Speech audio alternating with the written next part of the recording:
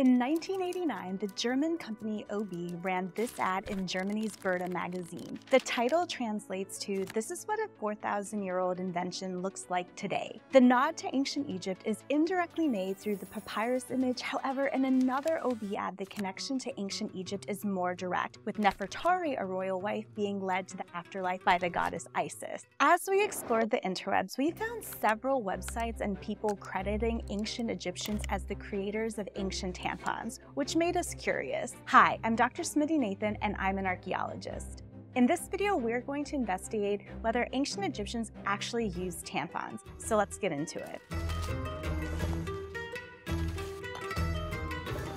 So did ancient Egyptians use tampons? It's complicated. Let's start with something that was referenced in that OB ad, papyrus. Now, we didn't find any evidence of ancient Egyptians using papyrus as tampons, but we did learn some things from investigating what they wrote down on papyri. There are numerous ancient Egyptian texts dealing with wider medical issues and treatments, and collectively, Egyptologists call them medical papyri. Let's take a look at three of them. Let's start with the oldest one of the three, the Kahun Papyrus. This papyrus dates to the Middle Kingdom's 12th dynasty, so around 1850 BCE. Speaking of time periods, what we refer to as ancient Egypt actually spanned millennia. Menstruation practices could have varied depending on the time period or region, so we'll be as specific as possible when it comes to dates and location. When it comes to the Kahun Papyrus, Egyptologists often referred to it as the gynecological papyrus, because in addition to veterinary medicine, it detailed the diagnosis and treatment of gynecological diseases,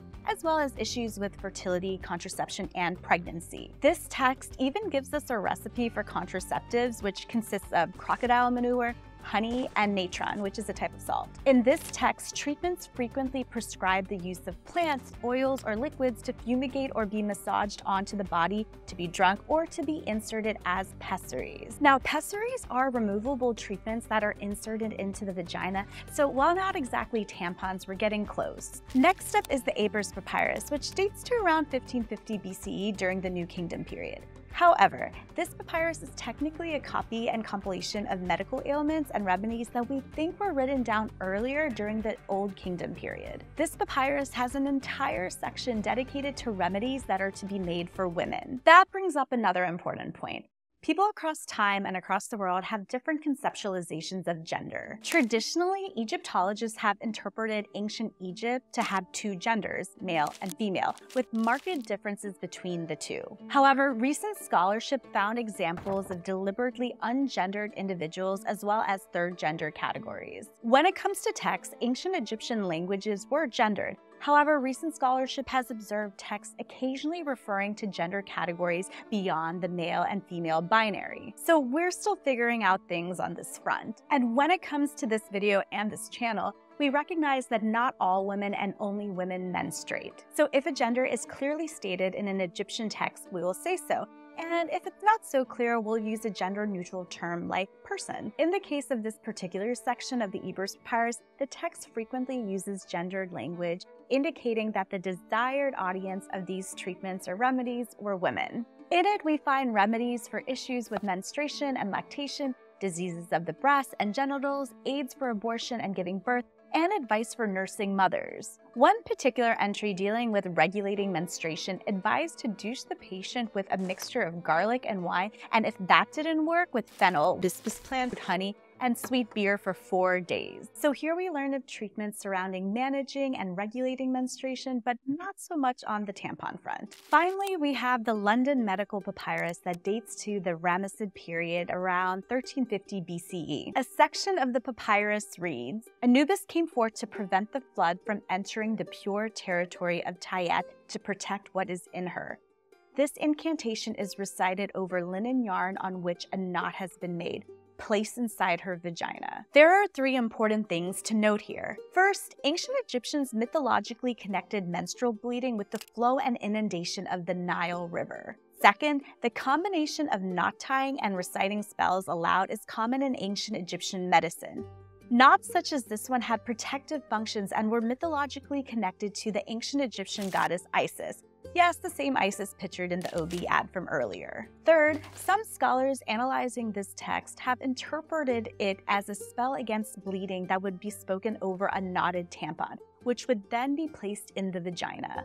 Although this knotted linen might resemble a modern tampon, this medicinal treatment seems to be more concerned with the prevention of miscarriage rather than the collection of period blood. So from this papyrus, we learn of a tampon-like product that was made out of linen, knotted, and then inserted into the vagina, but not for collecting routine menstrual fluid. This papyrus also highlights an inherent complication when it comes to textual evidence, and it's something we mentioned earlier: translation. When translating ancient languages into modern languages, there are ideas and concepts that don't translate one-to-one, and we do our best to make sense of them. For example, the ancient Egyptian word for menstruation was hezmen, but this word could also mean purification. Egyptologist Yana Tovari Vitala argued that hezmen could refer to regular menstruation as well as purification rites connected with childbirth, miscarriages, abortions, and possibly circumcision. Another Egyptologist, Terry Wolfong, argued that although hezmen has been translated as both menstruation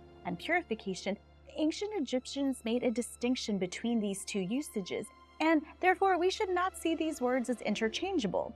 It's important to note that there was no codified spelling in Middle Egyptian, and words sometimes use common spellings for certain circumstances. Thus, this word hezmen could refer to different things in different contexts. For example, when examining the word hezmen in texts from the archaeological site of Deir el-Medina, Wolfong argued that menstruation and not purification was the appropriate translation. In Middle Egyptian, a determinative sign is a particular type of hieroglyphic sign that categorized a word. Wolfong argued that the word hezmen was written with the same determinative signs when the word could be translated as menstruation with more certainty, usually in medical texts. The same word having a different meaning depending on the context is nothing new. Take the word period. Depending on the context, it could mean a length of time, menstruation, or a punctuation mark. So translations are tricky. However, it's important to recognize when we might be imposing our modern worldviews and experiences on the past. We have to be careful not to assume that certain products and practices that some of us use today would have also been used in the past, making the matter of ancient Egyptians using tampons a bit complicated. According to the papyri we looked at, ancient Egyptians did insert items into the vagina, much like we would insert a tampon. However, they weren't used to capture fluid from a routine period. Instead, they were usually doused in some type of treatment in order to treat things like irregular menstruation or as preventative measures. So you might be asking, then what did ancient Egyptians use to capture menstrual blood? Again, this is a bit difficult to know for certain, but one Middle Kingdom text might help us. The Satire of Trades, also known as the Instructions of Keti, is a wisdom text dating to around 1950 to 1900 BCE. Wisdom texts, also known as didactic literature or instructions, were a genre of ancient Egyptian texts that taught ideal virtues and morals like justice, truthfulness, self-control, etc. Usually the teaching would be bestowed upon a student or son by a wise sage or father. This particular text describes a father trying to convince his son to be a scribe by making other more manual professions out to be undesirable. It remarks that a washerman's duties are undesirable and lists one of the tasks as cleaning the clothes of a woman who is menstruating. The Egyptian word for the referenced garments has been translated as clothing,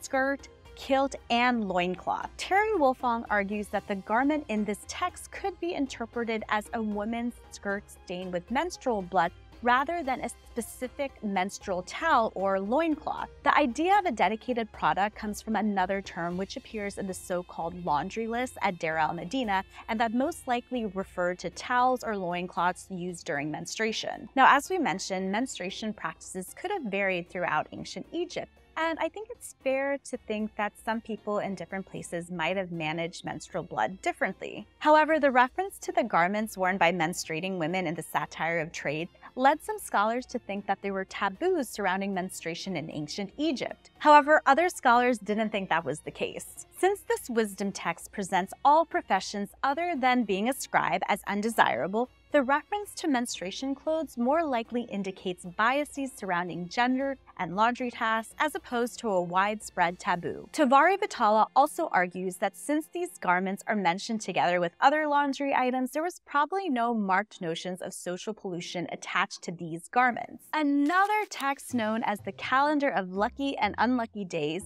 mark 2 days as days when you should not have sex with a woman. These days have been traditionally interpreted by scholars as prohibitions against having sex with a woman when on her period. However, Wolfgang argues that this addition of when on her period is never explicitly stated or implied in this text. So according to Wolfgang, there was no formal universal taboo for menstruation in ancient Egypt, at least before the Greco-Roman period. Anyway, we've been referencing ancient texts a lot. So what about other parts of the archaeological record? When it comes to period products, we haven't found direct archaeological remnants of a certain period product, at least according to our research. However, we might have some clues in other artifacts. For example, the Tayet amulet is a funerary amulet that was used for the protection of a deceased person as they went into the afterlife. They were often made from a red stone such as jasper or carnelian, with the design being an open loop of fabric with a hanging sash. So you might be asking, what does this have to do with menstruation? According to Egyptologist Geraldine Pinch, the items depicted in the Tayet amulet have typically been interpreted as a girdle tie or as a sanitary towel. So while not a period product itself, the amulet could indicate a type of period product that was used in ancient Egypt. Furthermore, Tayet amulets were strongly associated with the goddess Isis. Yes, the same Isis that we covered before.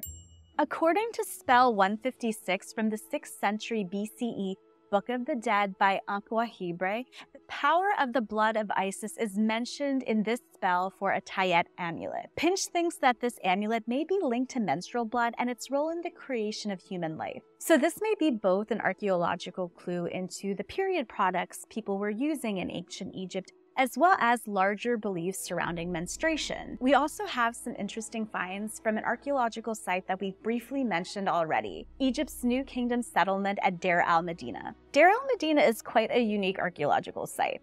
First off, this settlement housed the workers who built, decorated, and furnished the royal New Kingdom tubes, which are located in the Wadi of the Kings and the Wadi of the Queens. Second, while lots of literary, medical, historical, and religious texts were found in this town, there is also a ton of non-literary material like inscribed stele, graffiti, and ostraca, and they're written in varied handwriting. This means that while the settlement likely had dedicated scribes, there were other people who could read and write, thus leading archaeologists to surmise a higher overall literacy rate here. Furthermore, this gives us both archaeological and textual evidence detailing the lives of the people who lived and worked here. When it comes to menstruation, archaeologists have found something interesting at this settlement. Several documents, including the Necropolis Journal, a record of festival offerings, and a property statement, refer to women going to or returning from a somewhat enigmatic place of women. This place has been interpreted as a specific location for menstruating women,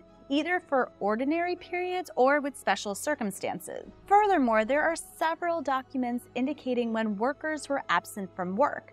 One indicated reason for an absence was due to someone in the worker's household menstruating. Some reasons include his wife is menstruating and his daughter is menstruating. Scholars have theorized that a worker would remain home if a wife or daughter needed to go to the place of women or if they were incapacitated due to menstrual pain. Now, when it comes to the location of this place of women, that is up for debate. Archaeologist Lynn Meskel proposed the rooms at the back of Deir el-Medina houses as a possible location for these menstruation spaces.